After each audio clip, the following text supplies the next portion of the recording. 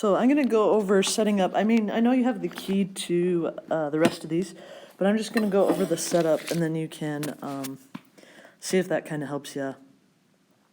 So if you remember, we went over all the formulas up at the top, but I just want to write those in real quick.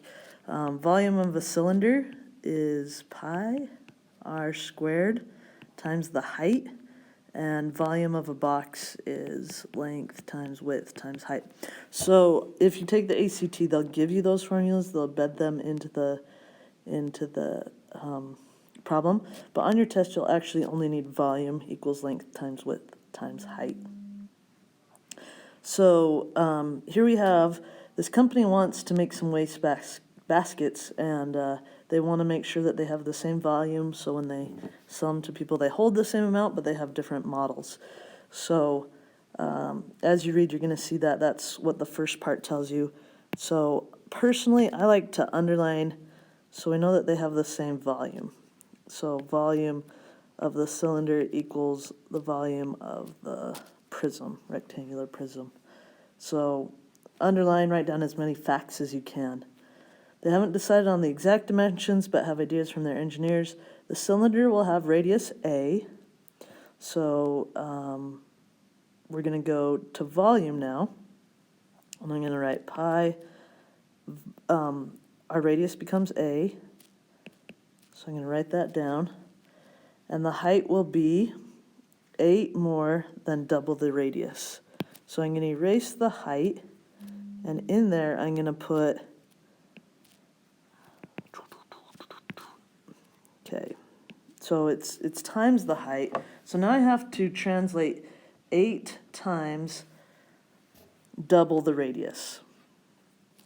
So no, not 8 times. Let me read it again. 8 more than double the radius. So we'll double the radius, which is now A, and then 8 more. So, I mean, if I have $5 more than you, I have whatever plus 5. So just to kind of think of that wording that we use. So like when you're a little kid, if your brother had 2, you'd say, he has more than me, I only have 1, right? So if you add 1 to what you have, bad example, sorry, getting on a tangent, it's getting late, but 2A plus 8. All right, so just, these are not fun, but we're literally going through and just translating it, right? And writing down as much info as we can, and hopefully making some connections, okay? All right, so I'm done with that. Okay, the rectangular prism will have a square base with sides that are, okay, so a square base, that is not a square, but I mean, just keep in mind it is square base with sides that are double the cylinder's radius. So we know that this is 2A and 2A. So double means multiply by 2, right? Okay, and so then the trash can's obviously going to go up from that base and be a perfect square. Okay, the company is still working on an expression for the height. What will the height need to be so the baskets have the same volume? All right, so remember, volume of a prism is going to be length times width. Since it's a square, that's the same thing, right? Times our height. Okay, so I'm going to write pi a squared times 2a plus 8 equals to, let's simplify that a little bit, right? So 2 times 2 is 4, a times a is a squared times h. So then I'll divide by 4a squared, which cancels out my 4, cancels out my a squareds. So h will be that simplified, and then I'll let you simplify that because you said that wasn't the issue, or, I mean, you don't even need to simplify it.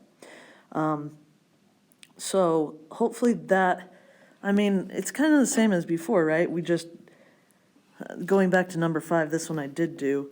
So it's looking for the words and trying to translate that into the most mathematical language we can get to, and then, just performing the math. Yeah, I wish I had more help and direction on those. But let's go to the homework. Let's look at that too. And I wrote all over this one because we did it in class today. We went over them. So that is the beauty of going to class. When they ask questions, like when they're working in here, I can answer those directly. So hopefully you've tried number 1. And if you haven't yet, pause this and try it from the homework.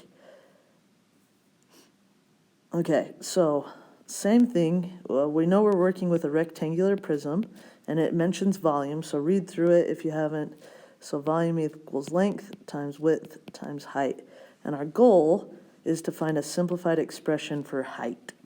So I know that h is probably going to stay there, and the rest should be able to fill in. And volume, I'm going to be able to fill in right there. I am going to factor it because I can see that I need to do that. You'll need to factor the rest, but going to do that. Okay, so I need my length and my width. So it says right here, the length of the rectangular prism is 9 more. So I'm going to just put the length of a rectangular prism is plus 9 to the width. So I'm going to do, and because this is in x's, I'm assuming that the width is in x's. So I'm going to do x plus 9. So remember, the length is 9 more than the width, and width is going to be x. So I assign a letter to width since it's still unknown and there's no other information about the width, and then translate that first part. So here's my length times my width, which I just assigned x because the problem is in x, and then times height. And from here, I'm just going to divide to get h alone, because that's the goal of the problem, is to figure out what's going on with h exactly. And then you're going to factor that quadratic some more, and it'll be a lot nicer. But you can cross off these x's. So you'll factor it, and then you'll get the simplified version. But you're really close there. All right, so the key is volume equals length times width times height for these, and then just filling in the pieces and translating that. So let me erase 3, and we can talk about that real quick.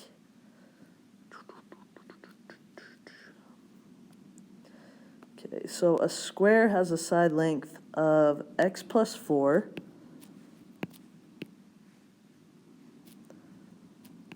And it's a square, so I know that every side length is x plus 4. I'm not going to keep writing them, though. And then we have a rectangle that has a height of 2x plus 8. Wait, a rectangle with height 2x plus 8 has the same area as the square. Okay. What is the length of the rectangle?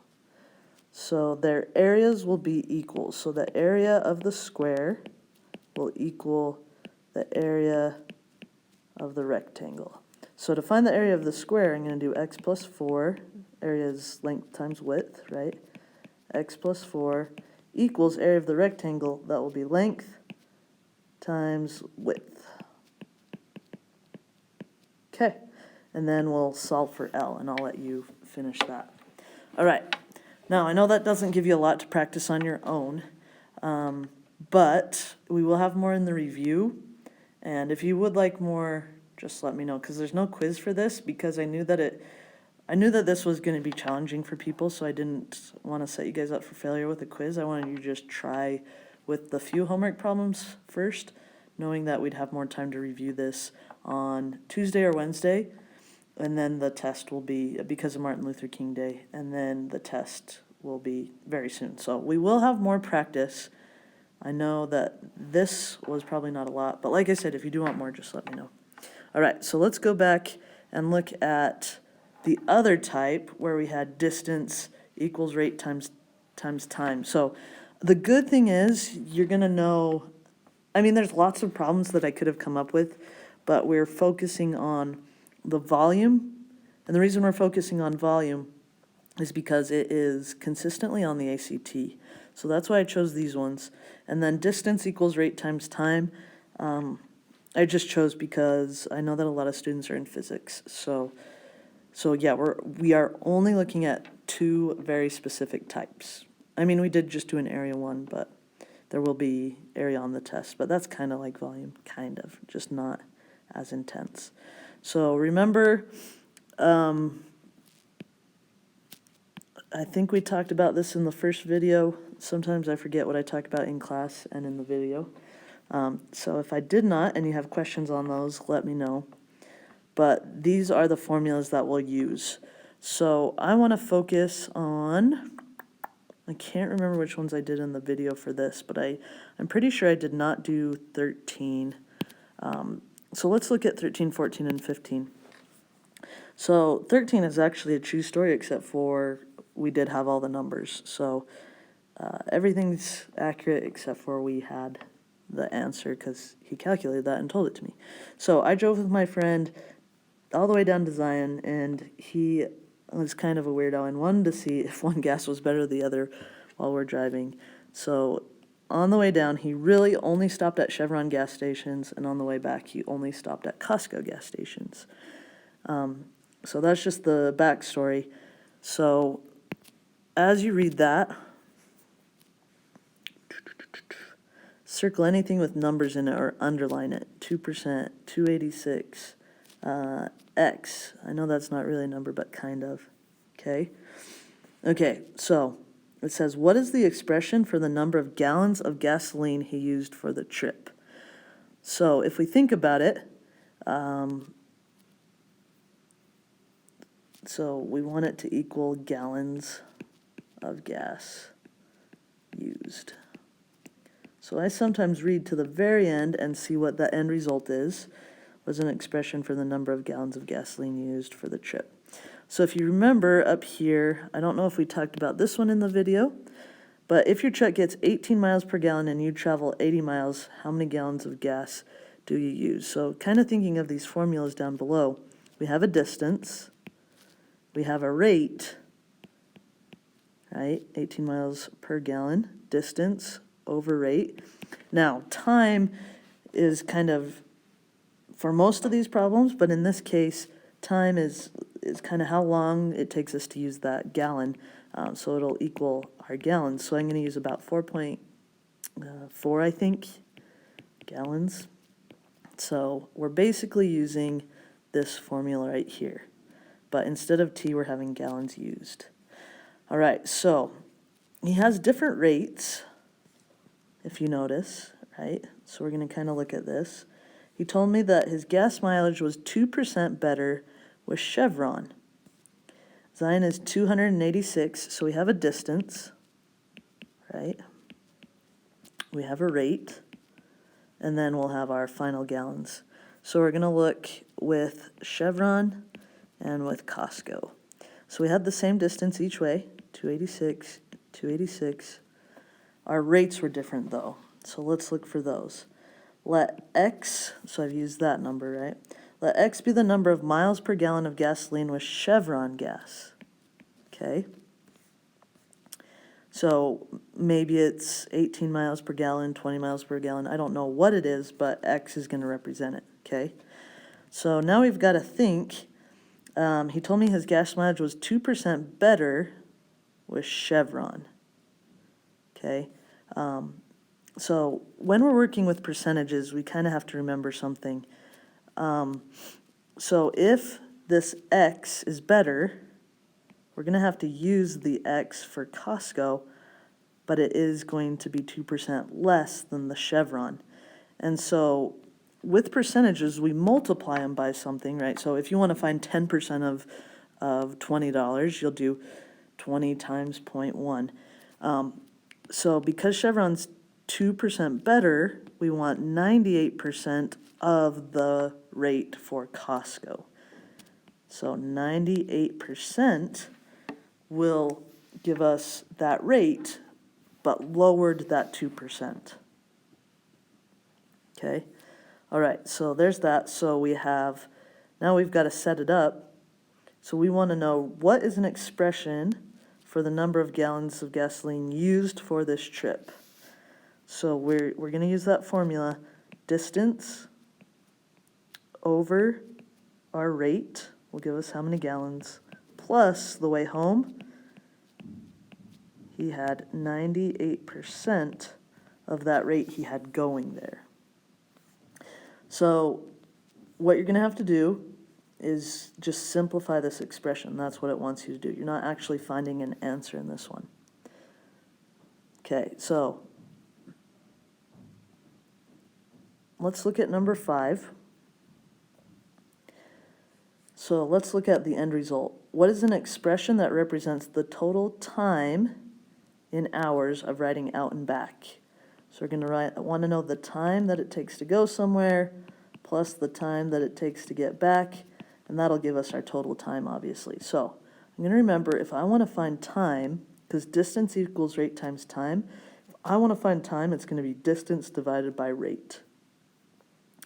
So I'm going to find my distance and my rate, and then that'll give me the time. So I want to know going out and then basically the return, right? So going out and returning. So the distance is 5 miles. He kept that the same. A bicyclist rides 5 miles out and then rides back, right? His speed returning is reduced 20% because he's going uphill. Let R be his speed in miles per hour riding out. So we have our rate, and it's just R for riding out. And we know that riding back, his speed is going to be reduced 20%. So that means we're only going to have 80% of that original rate. Because going there, he uses 100% of his miles per hour, right, that he can produce. And then going back, it's 20% less, so we only want 80% of that. So remembering the formula, it's distance divided by rate. So distance divided by rate plus distance divided by rate, that'll give us the total time. What is an expression that represents the total time of him riding? We just need to combine these. Okay, and then 15. Paige goes longboarding 2 miles, so we have distance. 2 miles. Paige goes longboarding 2 miles down the street and lets her pooch run along as she goes. On the way back, her pooch pulls her, and she goes 25% faster. I'm going to keep that in the back of my mind, but not use it yet. Let P be the rate for when her pooch does the pulling. Write an expression for the total amount of time they spend longboarding. So kind of the same thing. She's going to spend some time going plus some time coming back, and that'll equal her total time. And remember, time is distance over rate, distance over rate. So I need my distance and my rate. So distance going, distance returning will not change. So let P be the rate for when her pooch does the pulling. And our pooch pulls her on the way back. Okay? Okay. So on the way back, her pooch pulls her and she goes 25% faster. Let P be the rate for when her pooch does the pulling. So when her pooch is not pulling her, this is going to be too big, right? Because P is 25% bigger than when she's not getting pulled. So we need a proportion of that, and we need 25 less than the 100% that she did with that pooch pulling her, the 100% of the miles per hour that her pooch produced, okay? And so if we think about that, 100 minus 25, we're going to need 75% of that rate.